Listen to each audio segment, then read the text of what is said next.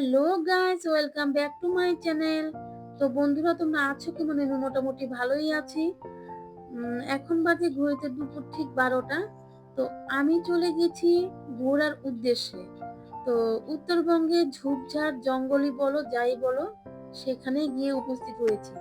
তো যাওয়ার সময় দেখলাম, দেখো, এক ঝাঁক প্রজাপতি এখানে খেলা করছে।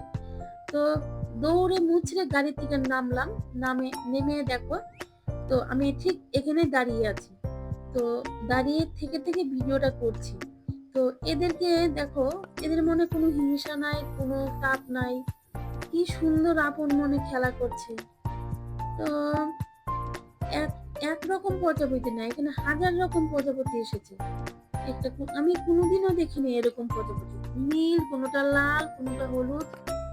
তো দেখে দেখে মনে দাঁড়িয়ে থেকে আধা ঘন্টা 1 ঘন্টা এগুলাই দেখছিলাম আমি। প্রজাপতি খেলা আমি না, চারদিকে অনেক বন্ধুরাই দেখছিল। তো এরা দেখো কি সুন্দর ডানা মেরে উড়ে যাচ্ছে, আবার জলে বসছে।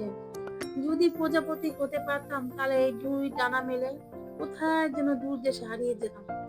সব অবুঝ প্রাণী, এরা কিছুই বুঝে না। তো একটু এগিয়ে দেখি একটা ভোলে বাবা মন্দিরের মতো বানিয়ে দিয়েছে, উপরে চাল চাল নাই ঠিকই। তো এখানে বট গাছের নিচে, তো চারদিকে সবুজ আর সবুজ, সবুজে ভরা। উত্তরবঙ্গে মানেটাই হলো সবুজে ভরা।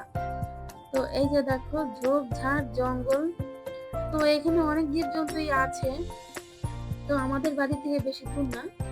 তো যাব একটু জয়ন্তী স্টেশন, মানে এখানে প্রতি বছর ফাল্গুন মাসে শিবরাত্রির মেলা হয়। তো ওইখানেই চলে গিয়েছি। জলগুলো এত পবিত্র, এত নির্মল, কি বলবো, পরিষ্কার ঝকঝকা জল। তো মনে হচ্ছে কি শুয়ে পড়ি জলগুলোর মধ্যে। তো এই যে দেখো, ডুবডুব করে মনে হয় 2 গ্লাস 3 গ্লাস জল খেয়ে ফেলি। তো পাথরগুলো বেশ স্লিপ করছে, পিছলা পিছলা।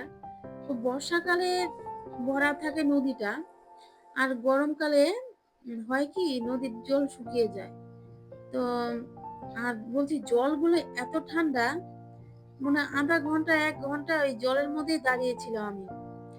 আর এই যে দেখো, চারদিকে পরিবেশটা সবুজে ভরা, গাছপালা, জঙ্গল।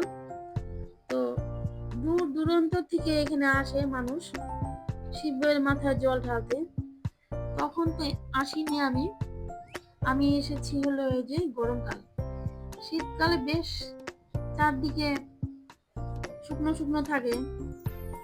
আর এই যে দেখো, জলগুলো যাচ্ছে কি সুন্দর বেয়ে বেয়ে। তো চারদিকে একদম কুয়াশা পড়ে আছে, মেঘে ঢাকা, দূর দূর দিকে, দূরে দূরে মেঘে ঢাকা। তো এখানে মাঝে মাঝে আবার বড় বড় পাথর আছে। তো এই যে দেখো, আকাশটা কেমন ঘন কুয়াশার মতো তুলো তুলো হয়ে আছে। তো ঘোরাঘুরির পরে ক্লান্ত হয়ে পড়েছি, খেতে বসে পড়েছি এক দোকানে বিরিয়ানি খেতে। তো বিরিয়ানি ছিল অসাধারণ টেস্ট।